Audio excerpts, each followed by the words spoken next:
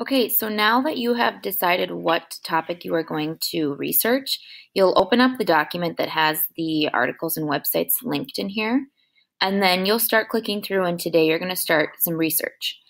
So I'm going to show you how you're going to be taking research. And if you did not choose phone in schools, then you'll just have to watch, and then you can do it for your own research topic. Okay, so now I just decided I wanted to start with this website. It looked kind of interesting to me. Bring your own device, pros and cons. So I'm going to read through this, and now it's not skimming and scanning. Now you do need to read it, okay? So I read through this on my own already. I read through the top paragraph. I read through this bring your own device.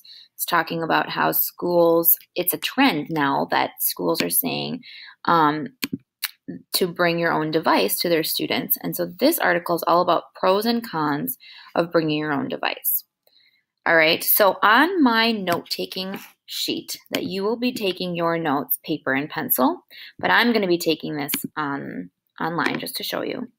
You are going to write what topic you chose. So in topic, I would write cell phones in school. And then the stance is, are you for it or are you against it? Okay. Now, I'm going to choose for today. For this research project, I'm going to choose for. So I'm going to say for cell phones in school. So now all my research down below is going to be for cell phones in school. Okay? So now what I need to do is I need to go back to this website and I need to start getting some examples, some details, or evidence. So this is going to be my proofs, okay?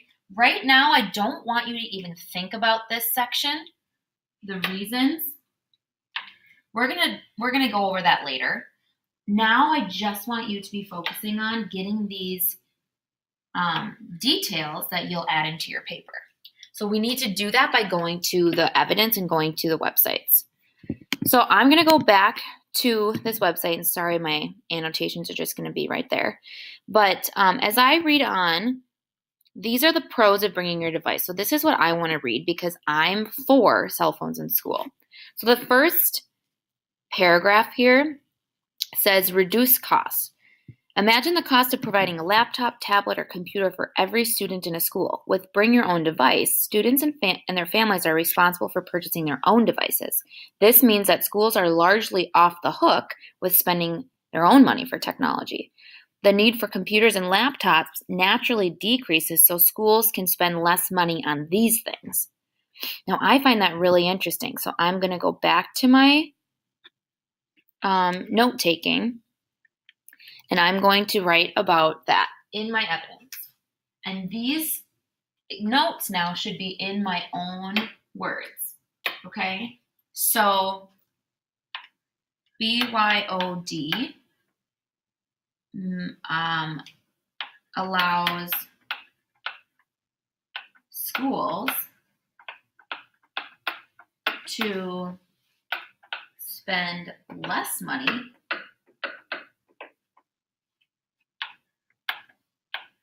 on devices because, and now these are my own notes, so I can write in abbreviations or things that I can understand because I just am the one that needs to be able to read it later on. Because families are buying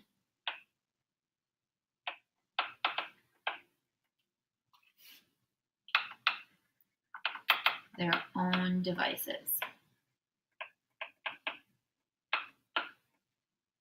Okay, so now I'm going to go back to my article. I'm going to find another interesting point from this specific article. The next section says ownership. Think of rentals for a moment, no matter whether it's an apartment, a car, or something else entirely. it's common knowledge that most renters do not show the same level of care and responsibility as owners do. When students own their personal devices, they're more likely to take care of them. In addition, they may be less likely to forget them because this is a sense of ownership. Oh, that is also very interesting. I'm going to write that down. I'm going to change colors so we can see the different notes. So this one was talking about if students have their own device,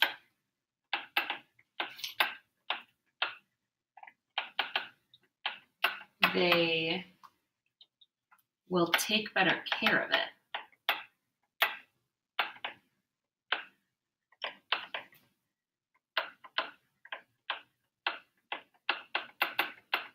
So schools have less issues with kids maybe kind of destroying their devices.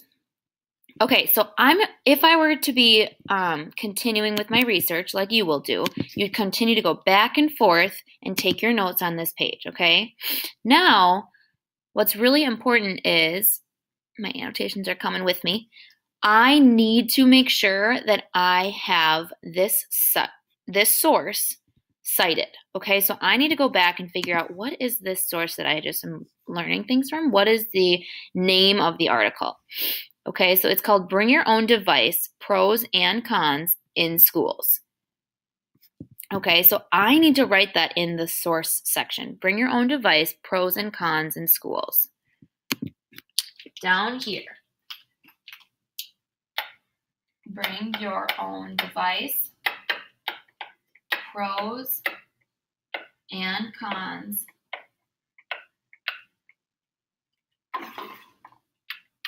in schools. And then one last step is I want to know what website this is coming from.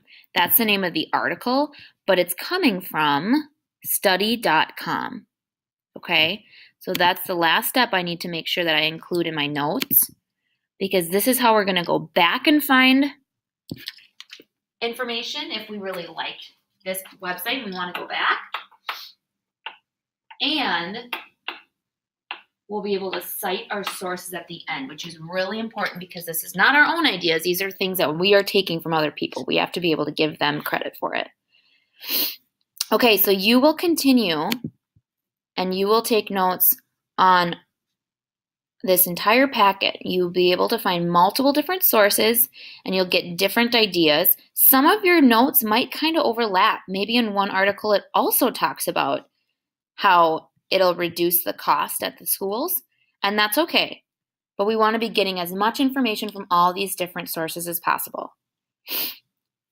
The next step after this will be going back and deciding what does this information, what kind of reason would that be? Can we link some information we got from other websites together? And what are our top reasons going to be that we are agreeing that cell phones should be used in schools? So today we're just focusing on the examples, the details, and evidence, the proofs. Let me know if you have any questions. Otherwise, happy researching.